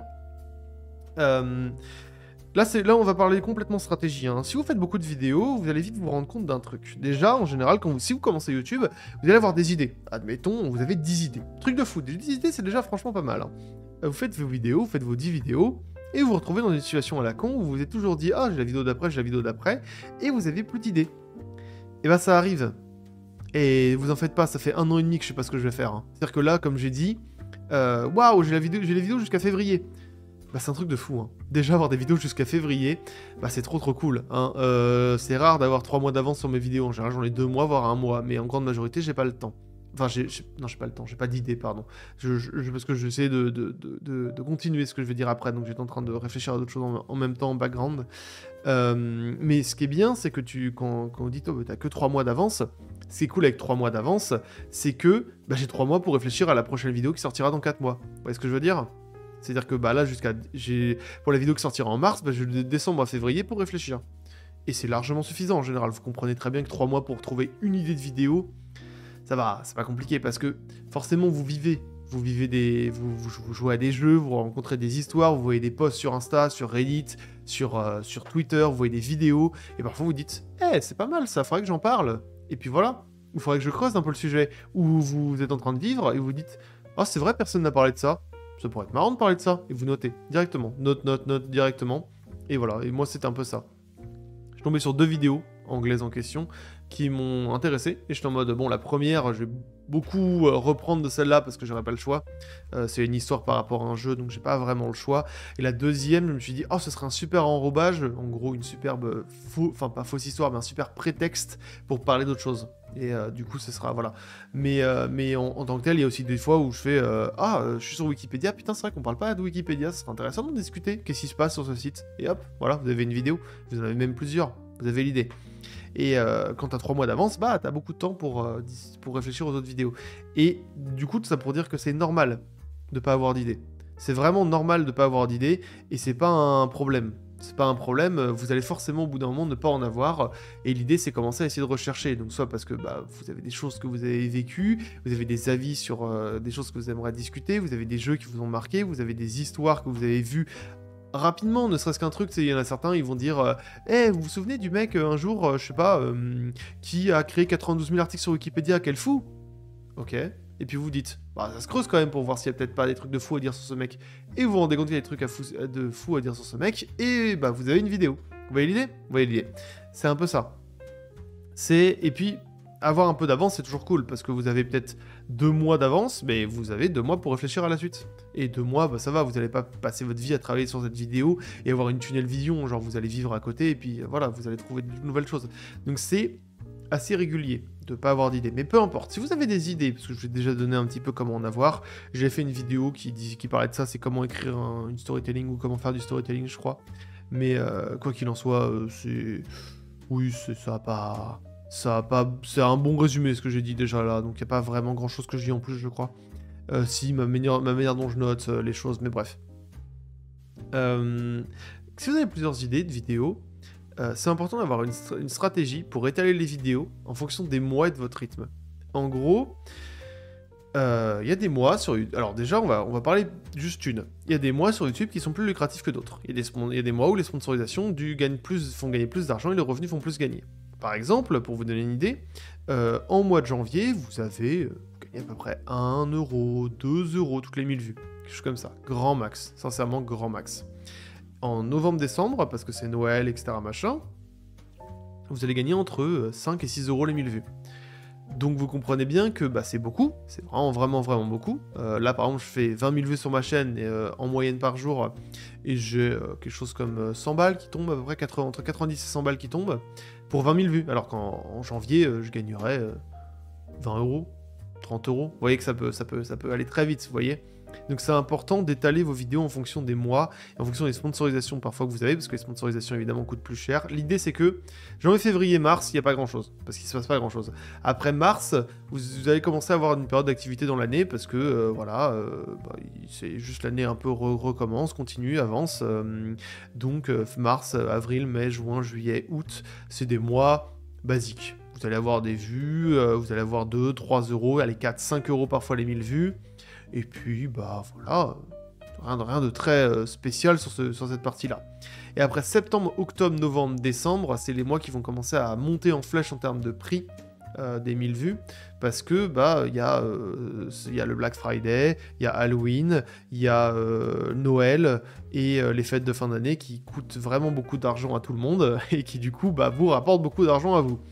Et après, bah, janvier-février, pourquoi c'est vite? Parce qu'il y avait les fêtes de Noël avant et que bah, les gens, vas-y, faut qu'ils retaffent, etc. Machin, et puis c'est l'hiver, et puis tout le monde est chez lui, c'est un peu déprimant et tout, on va pas faire les trucs de fou à ce moment-là. Vous avez l'idée. Quoi qu'il en soit, c'est au moins important de savoir tout ça.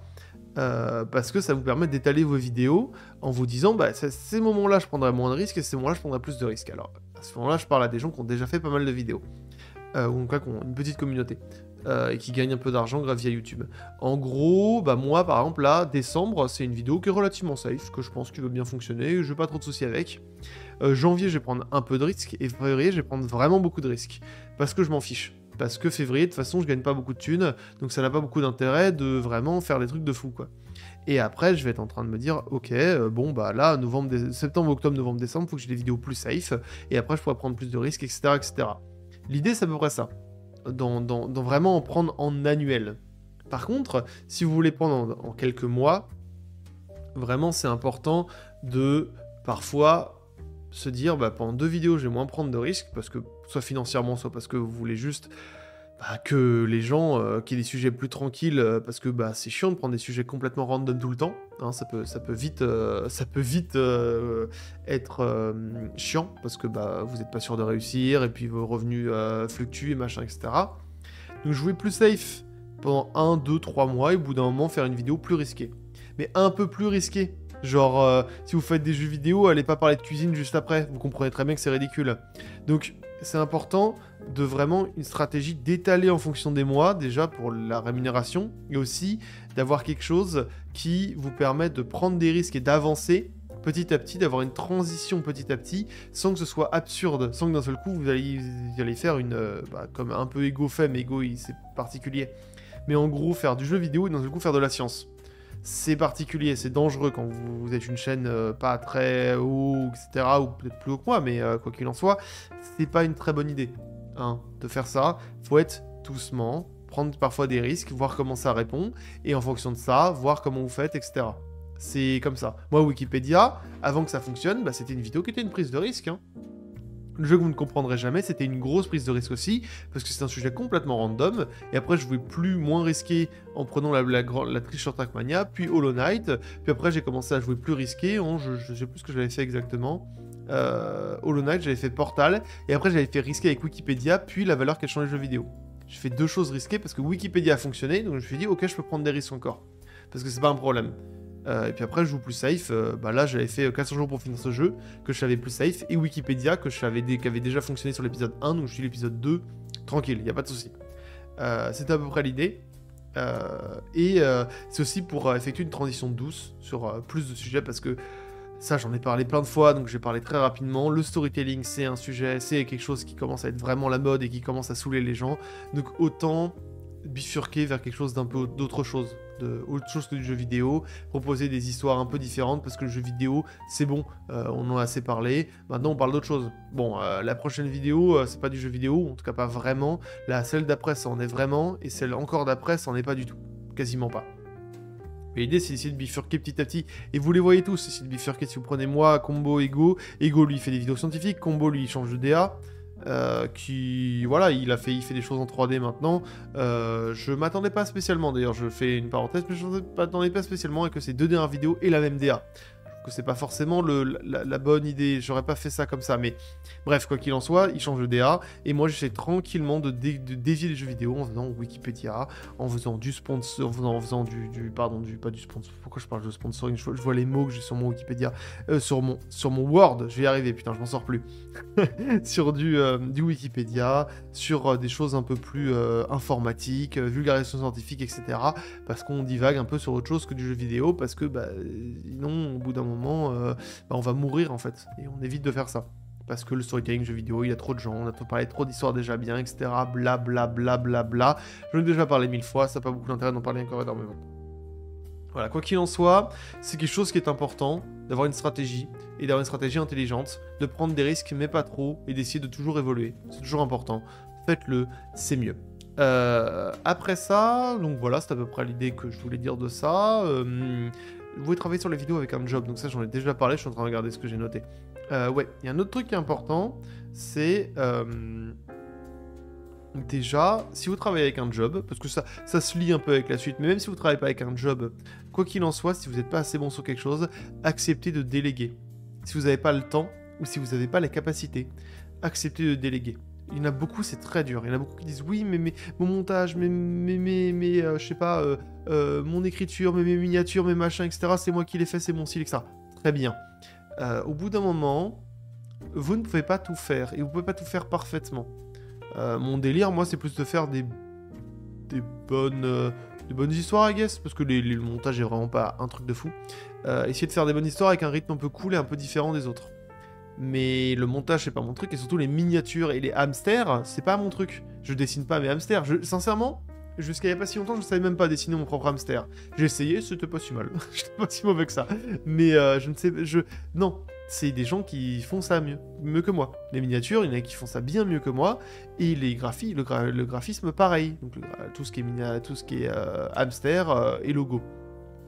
Bon, logo, c'est un montage de moi, mais bref, il y a le hamster dedans, donc vous comprenez bien. Mais l'idée, c'est de toujours déléguer si il y a des gens qui font ça mieux que vous. Et des gens font ça mieux que vous. Vous pouvez dire oui, c'est mon style, mais parfois, c'est cool de déléguer parce que ça vous rapporte énormément d'idées. Moi, la vidéo sur Doom, qui était la vidéo qui a fonctionné beaucoup à un moment, a pas mal changé la manière dont j'ai fait des vidéos après. Parce que j'ai appris beaucoup de choses d'un mec qui montait ma voix sur d'autres choses, avec d'autres musiques, avec d'autres manières de faire. Et j'ai beaucoup appris sur ça.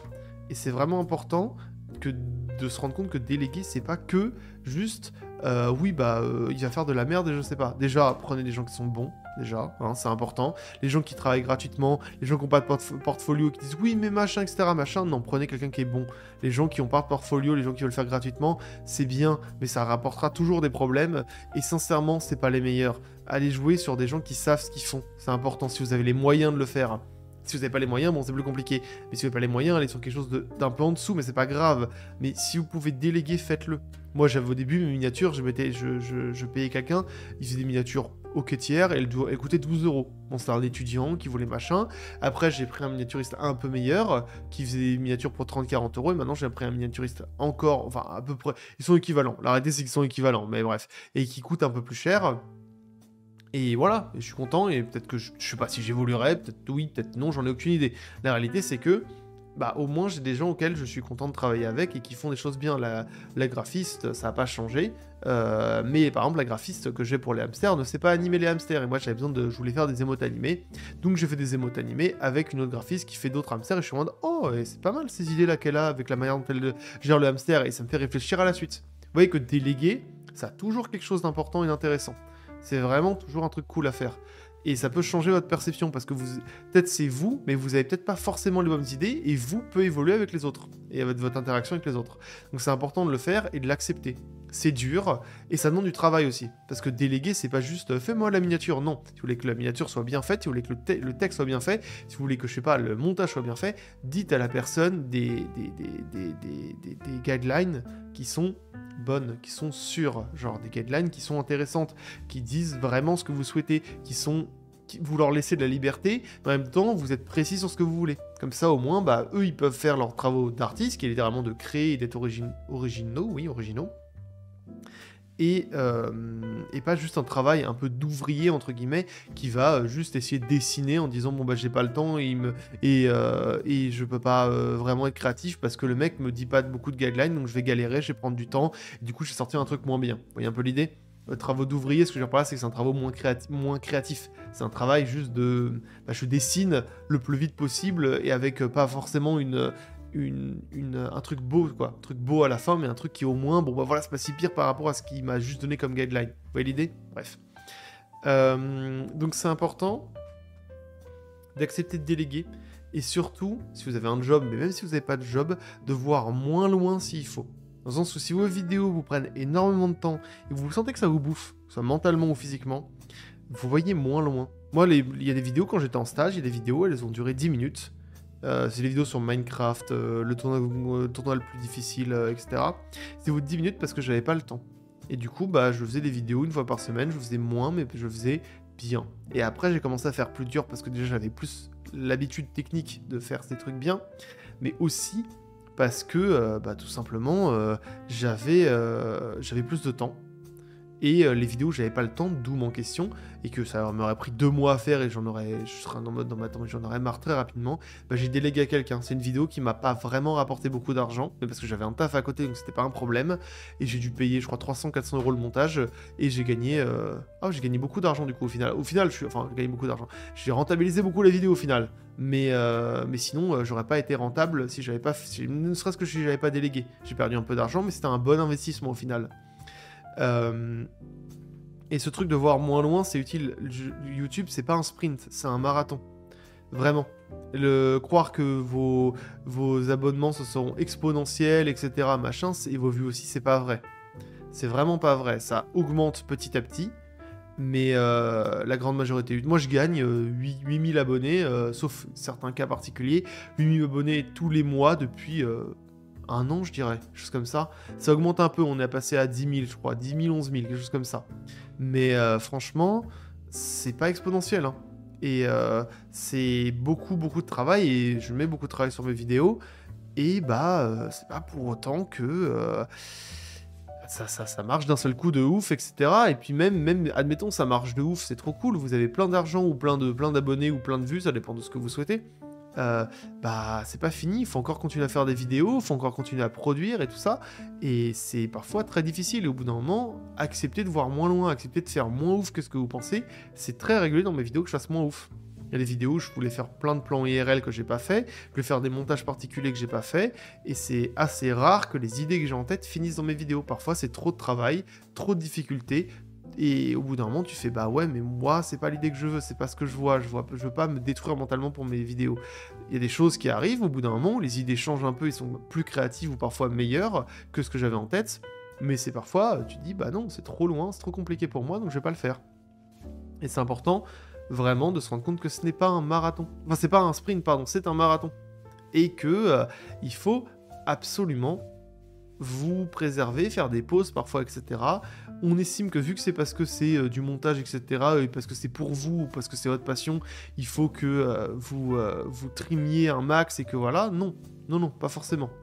Et c'est important parfois de faire moins bien. Et il y a des gens qui disent, mais c'est horrible de faire moins bien, t'imagines, les gens qui ont pensé, etc., vous êtes abonné à des gens, et certaines vidéos qui sont moins bien que d'autres. Bon, ça va, vous êtes désabonné, vous les testez, bon... c'est que vous avez dû survivre, hein, ça devrait aller. Voilà, c'est un peu l'idée. Et puis, on est bientôt vers la fin. C'est parce que, en gros, aussi, un truc important, c'est que vraiment, le burn-out, c'est un peu un des murs du feu en question. C'est un peu un mur qui détruit qui finit des carrières, on va dire. Parce qu'il y en a certains, ils vont taffer de fou pendant 7 mois, gagner énormément d'abonnés, puis après faire un burn-out, et puis plus vraiment produire, plus être trop là, et puis au bout d'un moment dire bah, ça m'intéresse plus donc j'arrête. C'est un peu les murs du feu. Et les murs du feu de gens qui ont beaucoup d'abonnés parfois, hein. Mais vous voyez bien, c'est ce que je dis dans les murs du feu, il y en a beaucoup qui ne passent pas ça, même après des centaines et des centaines de milliers d'abonnés, hein. Il y en a qui abandonnent parce que voilà, ils en ont marre, parce que c'est pas leur truc, et c'est important de se préserver, et voilà, parce que c'est quand même un kiff à la base, quand même. C'est un métier quand même, faut pas déconner. Parfois j'ai pas vraiment envie d'aller faire du montage pendant 10 heures, et pourtant je le fais, parce que c'est mon taf. Mais c'est quand même un peu une passion et une envie de faire des choses bien, donc essayez de vous préserver quand même, essayez de pas que ça devienne complètement un taf et que vous le détestiez, ce sera mieux quand même. Et bon, on va finir quand même sur ça, parce que ce sont les chiffres importants, il n'y aura pas vraiment de conclusion au final, mais ça fait déjà 1h20 et j'étais déjà fatigué à la base, et là je sens que je suis en train de crever mentalement. donc on va finir sur ça, ce sera bien. Sur les chiffres importants, pour un youtubeur, les chiffres importants, question, c'est le taux de rétention, le taux de clic, le nombre d'abonnés, le nombre de vues. J'irais presque dans l'ordre, quasiment, ce que j'ai dit. Le nombre de vues avant le nombre d'abonnés. Le nombre d'abonnés, c'est peut-être le moins important. déjà, les vidéos. Quand vous faites des vidéos, l'important, c'est que les gens restent le maximum sur votre vidéo. Ça paraît logique. Et il y a ce qu'on appelle un taux de rétention. En gros, vous avez un graphique. Déjà, vous avez un pourcentage de gens... Combien de pourcents... Enfin, combien de minutes les gens restent en moyenne. Donc voilà, vous avez à peu près l'idée déjà. Et aussi un graphique qui vous montre où est-ce que les gens sont barrés, où est-ce que les gens sont revenus, etc. Machin. En général, vous avez une intro qui défonce tout. Hein. Vous avez une intro qui passe de 100% à 40%. Et après, vous continuez à peu près à ce niveau-là. Si vous faites des vidéos longues, c'est à peu près ça. Si vous faites des vidéos en plus de 20 minutes, vous avez souvent une intro où il y a 100% des gens. Et au bout de 30 secondes, il y a 40% des gens, quelque chose comme ça. Et ça continue, ça continue, ça continue. Plus vous faites des vidéos longues et moins il y a de gens au final. En général, moi, ma moyenne à peu près, c'est 33% des gens. 33% des gens restent jusqu'à la fin. C'est à peu près ça. Même pour les vidéos d'1 heure. Et si c'est en dessous, c'est pas ouf. 33% c'est mon minimum. Et c'est des taux de rétention qui sont droits, genre dans le sens où... genre ça passe... Au début, ils étaient 60%, et à la fin, ils sont 40, 30%. C'est des trucs, au bout de 40 minutes, qu'il y ait 20% des gens qui sont partis, c'est pas non plus impressionnant, quoi. Voilà. Et ce taux de rétention est extrêmement important parce que ça vous montre où est-ce que les gens se barrent, est-ce que il y a des choses qui sont à revoir, etc. Si par exemple vous êtes 100% au début de l'intro et à 30 secondes de la vidéo vous êtes à 20%, peut-être votre intro elle est passée catchy, peut-être que vous avez un problème dans vos manières d'introduire. Si votre vidéo à la fin il n'y a plus que 10% des gens, peut-être que vous êtes un peu trop lent, peut-être que machin, il faut voir quand est-ce que ça baisse, quand est-ce que le graphique baisse. Pour savoir, tout simplement, est-ce que c'était une bonne idée ce que j'ai fait, pourquoi ça marche moins, etc. Tout ça, est-ce que c'est moins important, impactant. Ce taux de rétention est vraiment important, sachant qu'il faut se rendre compte que moi, dans les vidéos de 10 minutes, 10-20 minutes, on est à peu près à 60% des gens qui restent jusqu'à la fin, juste comme ça. Quand c'est plus long, c'est 30% des gens, parce qu'il y a un effet mental, tu vois, au début de la vidéo, quand les gens vont voir une vidéo de 40 minutes, ils se disent « Bon, si les 30 secondes ne m'intéressent pas, je vais pas continuer ». Quand tu vois une vidéo de 10 minutes, si les 30 secondes sont au tiers, les gens vont beaucoup plus rester. Donc l'idée, c'est que c'est pas du tout pareil. Dans une vidéo longue, voilà, 33% des gens, une vidéo donc 40 minutes, 50 minutes, 1 heure, etc. Une vidéo de 10-15 minutes, 60% des gens, entre 60 et 40% des gens. Si c'est en dessous, il y a un problème. Enfin, dans les vidéos storytelling. Dans les vidéos storytelling uniquement. Donc les trucs que je fais, par exemple. C'est ça. C'est à peu près ça. Donc il n'y a pas... Et ça, c'est un très bon indicateur de l'intérieur de vos vidéos s'il est intéressant. L'intérieur des vidéos sur storytelling, en général, tiennent les gens. Tiennent beaucoup les gens. C'est important. Donc bon, voilà. Après, il y a le taux de clic. Le taux de clic, c'est le pourcentage de gens qui vont qui vont cliquer sur votre vidéo. Donc en gros, par exemple, admettons que vous avez une vidéo qui est affichée sur l'écran de quelqu'un, sur l'écran de 100 personnes. Combien sur ces 100 personnes vont cliquer sur votre miniature? En général, en sortie de vidéo, alors moi c'est particulier parce que j'ai déjà un peu une communauté, c'est 15%. 15% des gens vont cliquer sur la vidéo quand ils la voient. Et un taux de clic normal, puisque vous donnez une moyenne de taux de clic. Taux de clic normal, c'est quand ça descend, ça a eu 6-8%. Je crois quelque chose comme ça. Ça dépend des vidéos, c'est une métrique qui est très particulière, et ça descend petit à petit vers 3-4%. Quelque chose comme ça. Mais c'est une métrique très particulière parce que YouTube a plusieurs manières de fonctionner. Soit il va envoyer la vidéo à peu de personnes, mais beaucoup de gens vont cliquer, donc vous allez avoir un clic à 15% et 10 vues. Ouais, vous voyez le délire, ou 100 vues, ou 1000 vues, ou même 10 000 vues. Vous êtes en mode, mais ça augmente pas, mais pourtant le taux de clic est bon. Parce que c'est particulier. Ou alors il va envoyer la vidéo à plein de gens parce que le sujet pense le YouTube pense qu'il intéresse à plein de gens. Une taux de clic va être giga bas, genre 3% ou 4%. Vous allez faire beaucoup de vues quand même parce qu'il va envoyer à un tas de gens, mais beaucoup de gens. C'est pour ça peut-être que vous avez déjà des vidéos que vous avez déjà discuté avec vos potes ou quoi que ce soit qui m'ont dit ah oui je la vois partout sur mes trucs d'accueil etc machin. C'est que YouTube arrête pas d'essayer de recommander la vidéo pour attirer le plus de gens possible parce que le sujet attire. Alors comment avoir un bon taux de clic? Une bonne miniature, un bon titre. Et en général, ces taux de clic changent en fonction de la miniature et du titre. Donc là, c'est vraiment la métrique ultra importante sur l'extérieur de votre vidéo, sur comment elle attire les gens. Ça, c'est une métrique ultra importante. Faut pas non plus se saigner pour cette métrique. Elle est vachement particulière. Comme je dis, elle est contextuelle. Et YouTube vous dit parfois, ah, cette vidéo, si vous passez, il y a un truc où on peut passer sa souris, c'est sur les cercles verts. Vous voyez ce que je veux dire si vous faites des vidéos. YouTube peut vous dire cette vidéo attire plus de gens, c'est pour ça que le taux de clic est plus bas, mais vous inquiétez pas, ça impacte pas le nombre de vues. Ou parfois, ils vont vous dire le taux de clic est trop bas ou le taux de clic est plus haut que d'habitude.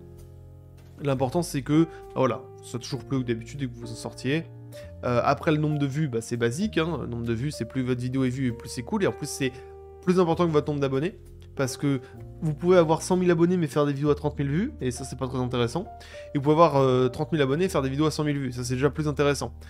L'idée quand même importante, c'est que les gens s'abonnent à votre chaîne. En général, pour vous donner une idée sur le storytelling, j'estime qu'une chaîne fonctionne bien si elle fait 3 000 abonnés tous les 100 000 vues. Donc en gros, si en un mois elle fait 100 000 vues et qu'elle a gagné 3 000 abonnés, c'est bien. En gros, ça fait 300 000 vues, vous gagnez 9 000 abonnés, donc à peu près ce que je fais. 600 000 vues, vous êtes environ à 12 000, parce qu'au bout d'un moment, ça descend. Et voilà, l'idée, ça va ça. Le ratio, ça va ça. Pour envoyer à peu près l'idée, en plus 12 000 à 600 000 vues, ça va ça. Non, c'est bien ça. Oh, c'est un peu moins. Bref, quoi qu'il en soit, vous voyez l'idée. C'est environ cette métrique, c'est-à-dire que vraiment, les gens cliquent sur votre vidéo, regardent la vidéo et veulent s'abonner. C'est vraiment bon quand vous faites ça. Si vous faites 100 000 vues mais que vous avez fait 2000 abonnés, réfléchissez. Posez-vous les bonnes questions. Hein. En storytelling, c'est pas normal. Hein. Genre vraiment, c'est pas normal. C'est que les gens regardent votre vidéo, ou soit que vous avez déjà 100 000 abonnés, dans ce cas-là, vous s'intéressez pas assez de gens. Dans ce cas-là, il faut changer la miniature et le titre. Et changer vos sujets de vidéo. Parfois, c'est le sujet de vidéo qui va pas. Et parfois, c'est juste... voilà, les gens regardent votre vidéo, vous faites beaucoup de vues, mais les gens s'en battent les couilles, veulent pas, vous regardent votre vidéo en mode cool, génial, mais je sais pas, il y a pas assez de trucs qui leur font s'abonner, ou ils veulent pas regarder la suite.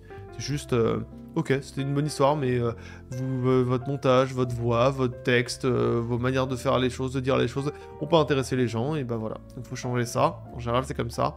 Et le nombre d'abonnés, c'est juste, voilà, c'est juste pour votre ego. Le nombre d'abonnés n'a pas vraiment beaucoup d'importance. Il a de l'importance pour les sponsorisations, parce que si vous avez 1000 abonnés, vous faites des vidéos à 100 000 vues, voilà, vous n'avez pas beaucoup de public de base, donc les marques vont être un peu réticentes.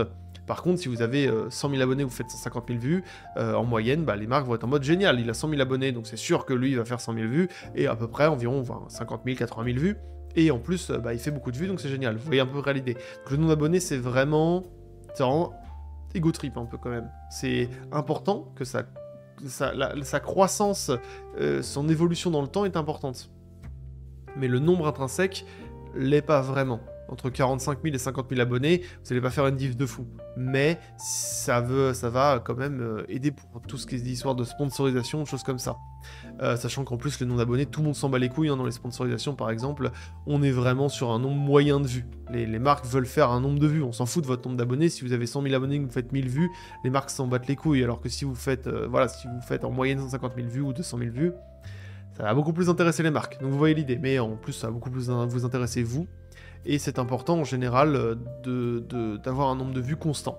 Un nombre d'abonnés qui monte, un nombre de vues constant. Si vous faites des vidéos en dents de scie, il y a un problème, c'est pas normal. C'est pas normal que vos vidéos fassent 100 000 puis 4 000 vues.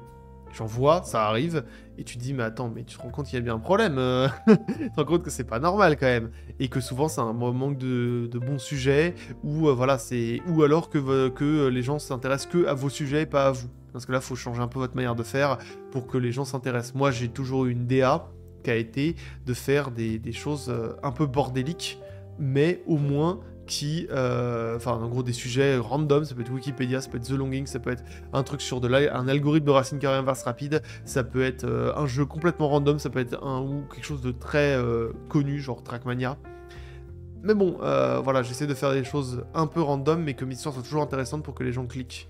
Et donc, j'ai une certaine preuve dans mes vidéos, surtout les dernières, que même avec des sujets pas intéressants, on peut faire attirer les gens du moment que vous avez un bon angle d'attaque, donc vous avez une bonne miniature, un bon titre et un angle d'attaque qui intéresse les gens, et que le sujet est bien raconté. À partir de là, les gens viendront, même pour des histoires dont tout le monde s'en fout.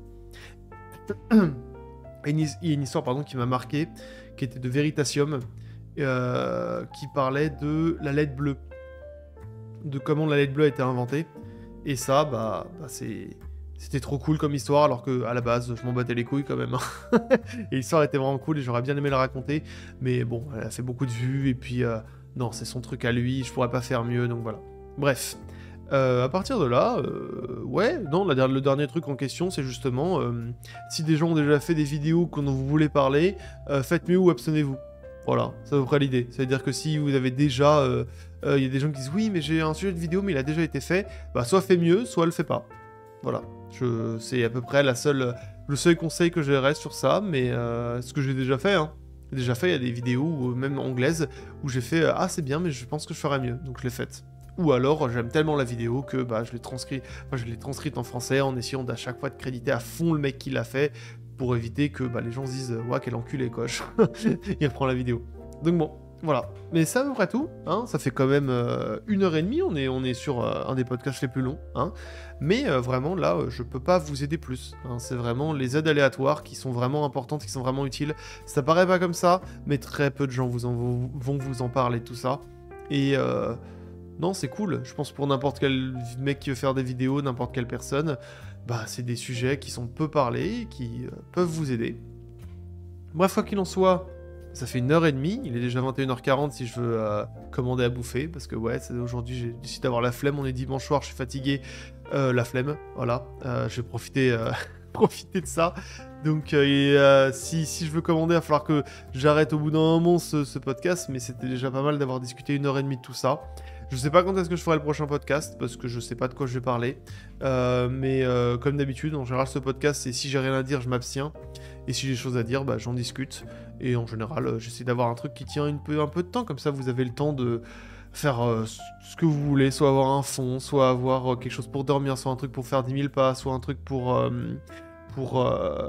aller à la salle ou quoi que ce soit. Ou vivre tout simplement. Faire votre vaisselle ou quoi que ce soit. Bref. J'espère que ça a été utile, j'espère que ça a pu vous, ou juste vous intéresser, parce que c'est des sujets qui peuvent être intéressants. Et sur ceci, c'est la fin de ce podcast, donc bon courage, bonne vie, et des bisous.